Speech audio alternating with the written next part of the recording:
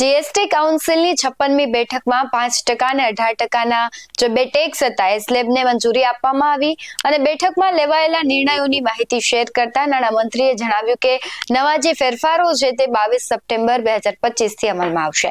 આમ તો આ જે સમાચાર છે દરેક વ્યક્તિ માટે સારા છે, પરંતુ જે પ્રમાણે આપણે સુરતની વાત કરીએ તો સુરત એ ઔદ્યોગિક હબ છે। ગુજરાતમાં જે મોટા બે ઉદ્યોગો છે ટેક્સટાઇલ અને હીરા ઉદ્યોગ એ બંને સુરતમાં છે, ત્યારે સુરતના બંને ઉદ્યોગોને આજે ટેક્સના સ્લેબમાં ફેરફાર કરવામાં આવ્યો છે તે કેટલું અસર કરશે તેના વિશે જ આ વિડીયોમાં વાત કરવી છે।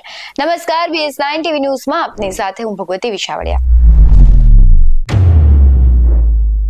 સુરતનો કાપડ ઉદ્યોગ ખૂબ વિશાળ છે, ત્યારે 1 મીટર કાપડ દીઠ 25 થી 75 પૈસા જીએસટી ભરવાનું તેમને થશે। ખાસ કરીને સુરતની ટેક્સટાઇલ ઇન્ડસ્ટ્રી MMF નું કહેવાય છે કે હબ છે। દેશમાં MMF ઉત્પાદિત થતા કુલ કાપડમાંથી 60% કાપડ સુરતમાં ઉત્પાદન થાય છે।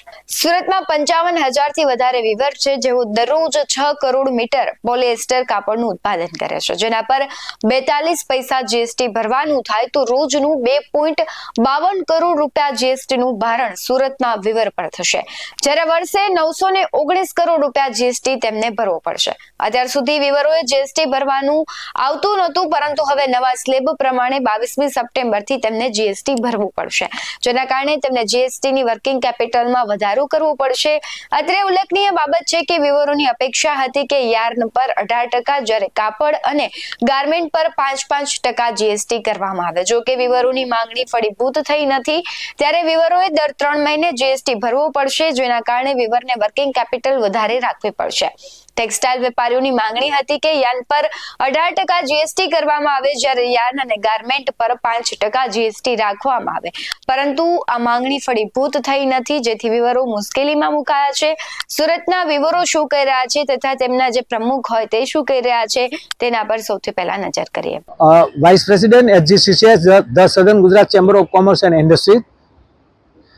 ગત દિવસોમાં જ્યારે કેન્દ્ર સરકાર દ્વારા જીએસટી પર રિફોર્મ્સ કરવામાં આવ્યું છે, તો એ સંદર્ભે ટેક્સટાઇલ નગરી જે કહેવાય છે સુરત, એને શું ઇફેક્ટ થશે અને ઓવરઓલ આમ જનતાને શું ફાયદો? ખાસ કરીને જોવા જઈએ તો આમ જનતા માટે એક સારામાં સારું પેકેજ માનનીય વડાપ્રધાનશ્રીએ જાહેરાત કરી લાલ કિલ્લા ઉપરથી। એનાથી જે રાહ જોવાતી હતી આમ નાગરિકને જે હોમ પ્રોડક્ટ અને કન્ઝ્યુમર જે આઇટમ છે નાની, એનામાં બધામાં આમ જનતાને ઘણો બધો બેનિફિટ આપ્યો છે, જેથી કરીને એની ખરીદ શક્તિ વધી શકે।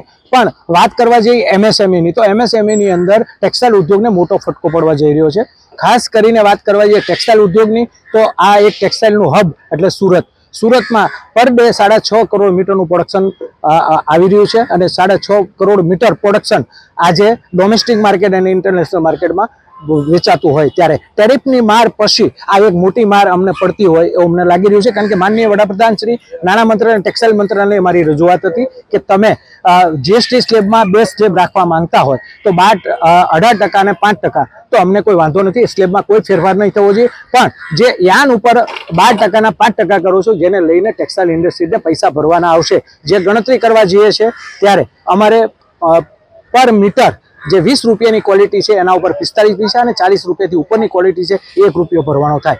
ઓવરઓલ ગણવા જઈએ તો પર ડે 6.5 કરોડ રૂપિયા ભરવાના થાય, અને મહિને દાડે ખાસી એવી રકમ અમારી જામ થઈ જાય, અને એ પૈસા અમારે ક્યાંથી લાવવા એ એક મોટો પ્રોબ્લેમ છે। અને આખા વર્ષની ગણતરી કરવા જઈએ તો 800 થી 1000 કરોડ રૂપિયા જેવું માતબર રકમ જે ટેક્સટાઇલ ઉદ્યોગને ભરવાની થાય। હવે આ ટેક્સટાઇલ ઉદ્યોગ એટલે 1 રૂપિયાથી 2 રૂપિયામાં રડતો ઉદ્યોગ છે, અને MSMEમાં આવે છે, લાખો લોકોને રોજગારી આપે છે। આપણે રોજગારીની વાત કરીએ તો સુરતની વાત કરીએ તો 18 લાખથી 20 લાખ લોકોને રોજગારી મળે છે। આખા દેશની વાત કરવા જઈએ તો 18 થી 20 કરોડ લોકોને રોજગારી આપે છે। એટલે ખેતી પછી મોટી રોજગારી આપતો ઉદ્યોગ હોય ત્યારે માનનીય સરકાર શ્રીને અમારી વિનંતી હતી કે તમે સ્લેબ 2 જ રાખો, સ્લેબમાં કોઈ ફેરફાર અમે કરવા માંગતા નથી, પણ જે MEGPTA ઉપર તમારે જે 4000 કરોડથી આજુબાજુ જે તમારે રિફંડ આપવાનું થાય છે એ માત્ર મુઠ્ઠીભર લોકોને છે, પણ ત્યાર પછી આખી MSMEને જો ચૂકવવાનું થાય તો તમારે માત્ર 2000 કરોડથી 2200 કરોડ થાય છે, તો 1800 થી 2000 કરોડનો સરકારને બેનિફિટ થવાનો છે।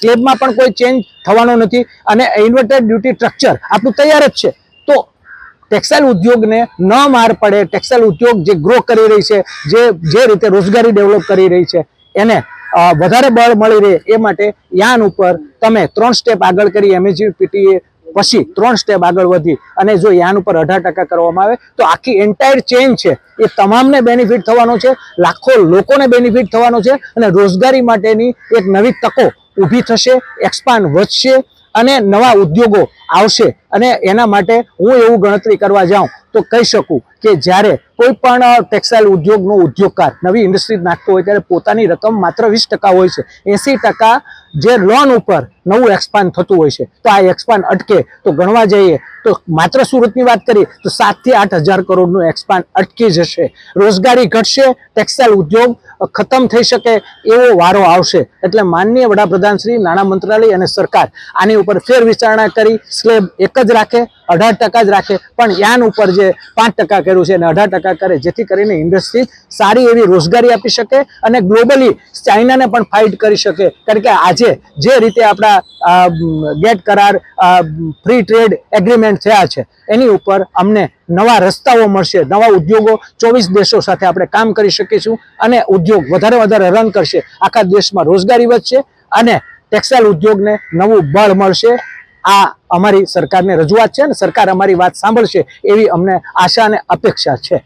આમ તો જે અમેરિકા દ્વારા ભારત પર ટેરિફ લગાવવામાં આવ્યો છે તેની અસર પણ સુરતમાં ડાયમંડ ઉદ્યોગ પર થઈ રહી છે. હવે જે જીએસટી છે તેની પણ આ વિવરો ઉપર અસર થઈ રહી છે, ત્યારે સુરત છે મુશ્કેલીમાં મુકાવું છે, તેનો ઉદ્યોગો છે તે મુશ્કેલીમાં મુકાયા છે. કારણ કે એક બાજુ સરકાર રોજગારીની વાત કરે છે, પરંતુ બીજી જ બાજુ જે સુરતમાં ઉદ્યોગો છે તેના પર ટેક્સ વધી રહ્યા છે. રત્ન કલાકારો છે કહેવાય છે પૂરતી રોજગારી ન મળતા આત્મહત્યાઓ કરી રહ્યા છે, ત્યારે વિવરો ઉપર પણ હવે મુશ્કેલી મંડરાઈ રહી છે. તમને શું લાગી રહ્યું છે કમેન્ટ બોક્સમાં જરૂરથી જણાવજો. આવા જ વધુ અહેવાલો સાથે ફરી મળતા રહીશું. તમે અમારી યુટ્યુબ ચેનલને સબસ્ક્રાઇબ કરવાનું, અમને ફેસબુક અને ઇન્સ્ટાગ્રામ પર ફોલો કરવાનું ભૂલશો નહીં. બાકી અવનવી અપડેટ્સ મેળવવા માટે આપ જોતા રહો BS9 ન્યૂઝ. નમસ્કાર.